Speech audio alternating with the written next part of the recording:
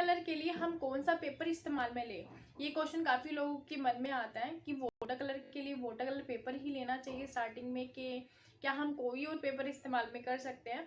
देखिए, water colour के लिए अगर हम प्रैक्टिस कर रहे हैं, अगर हमने स्टडी करनी है या डेली स्केचिंग हम कर रहे हैं, या फिर बिल्कुल अभी बिगिनर है, वाटर कलर को समझना है कि वो वर्क कैसे करता है, तो हम कोई भी पेपर इस्तेमाल में कर ले सकते हैं, कोई भी पेपर पर प्रैक्टिस कर सकते हैं।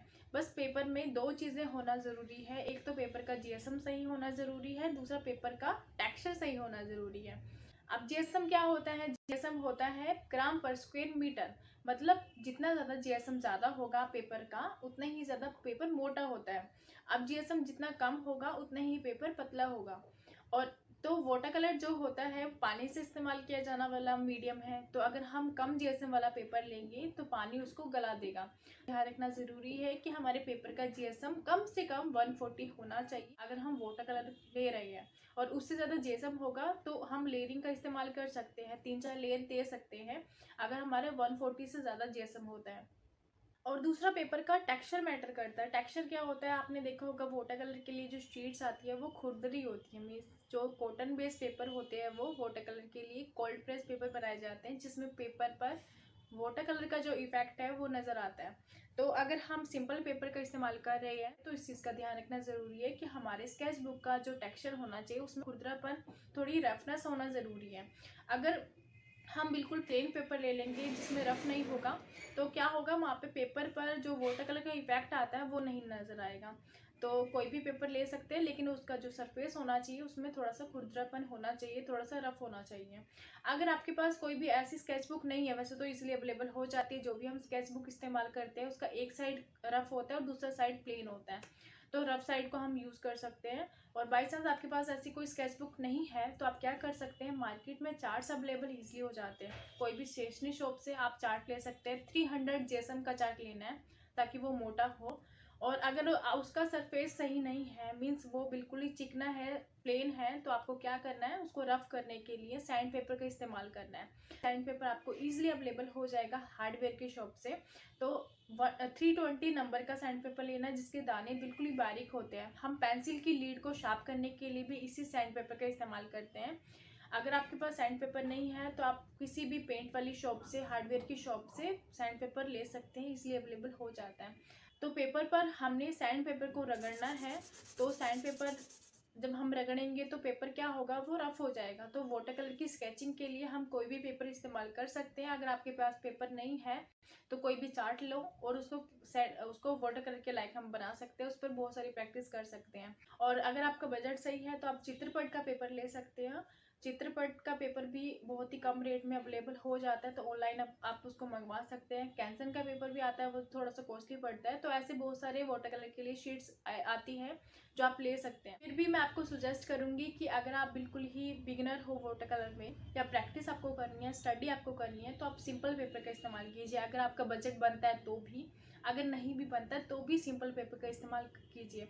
अगर हम वाटर कलर स्टार्टिंग में ही हम वाटर कलर पेपर ले लेते हैं और हमारी स्किल अच्छी नहीं है तो कोई फ़ायदा नहीं है वाटर कलर पेपर को लेने का। तो स्टार्टिंग में हमें अपने स्किल पे काम करना ज़रूरी है, वाटर कलर मीडियम को समझना ज़रूरी है। उसके लिए हम बहुत सारी प्रैक्टिस की ज़रूरत होती है जो कि हम सिंपल पेपर पर कर सकते हैं। तो जब लगने लगे कि हमारी स्किल सही हो, मतलब इस लेवल तक पहुँच चुकी है कि हम अब वाटर कलर पेपर का इस्तेमाल कर सकते हैं, तब आप कोई भी वाटर कलर का पेपर ले सकते हैं। जैसे कि चित्रपट हो गया, उसे स्टार्ट कीजिएगा, उसके बाद आप बहुत सारे ब्रांड्स आते हैं, कोई भी पेपर आप ले सकते हैं। तो अब इस वीडियो की लास्ट में मैं शेयर कर रही हूँ अपने कुछ वर्क जो कि मैंने चार्ट्स पर किए। जो 300 जीएसएम का चार्ट मैंने आपके साथ शेयर किया है कि मार्केट में अवेलेबल हो जाता है। तो इस तरह के चार्ट्स आते हैं, उस पर मैंने बहुत सारी प्रैक्टिस की है वाटर कलर की भी, और भी मीडियम को मैंने उसमें ट्राई किया हुआ है चार्ट्स पर। तो वो आगे मेरे वर्क है जो कि मैं आपके साथ शेयर कर रही हूँ। ये प्लेन चार्ट है जो कि 15 रुपीज़ का मार्केट से आपको मिल जाएगा।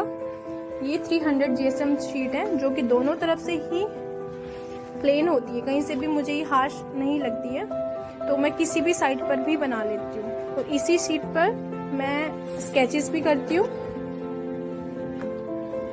और इसी शीट पर मैं पोस्टर कलर भी यूज़ करती हूँ। सेम शीट है ये, आप देख सकते हैं, ये पोस्टर कलर का काम है मेरा। ये भी पोस्टर कलर का काम है।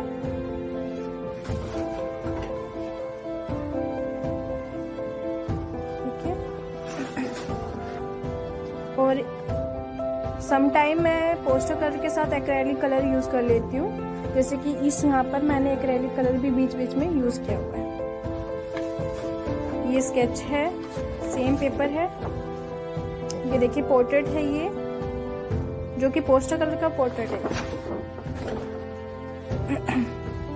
ये मदर टेरेसा का है, जो कि मैंने वाटर कलर यहाँ पर फेस पर, यहाँ पर मैंने सारा वाटर कलर से बनाया है, और जो कि डार्क एरिया है यहाँ पर मैंने पोस्टर कलर यूज करा है।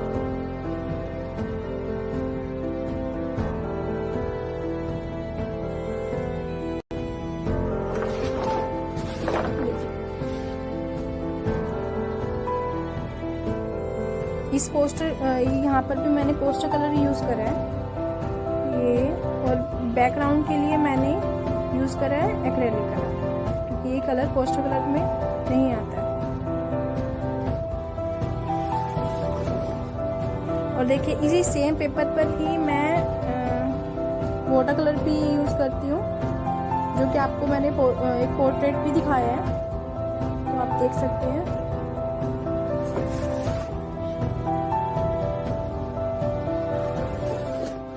ये सारे वाटर कलर है मेरे।